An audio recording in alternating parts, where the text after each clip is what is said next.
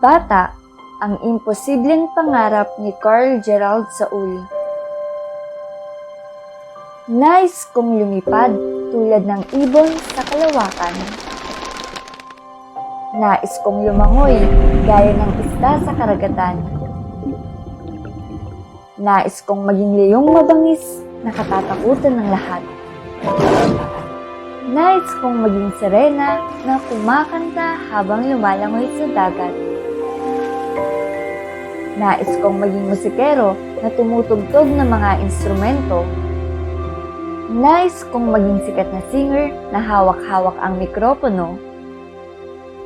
Pagkat ako isang hamak na bata lamang na nangangarap ng imposible, lahat ng iyay imposible kong makamit. Imposibleng magawa. Sinong tutulong sa akin? Sinong gagabay sa akin? Wala talaga. Kung meron, sino kaya? Sa pangarap ko lang talaga ito magagawa.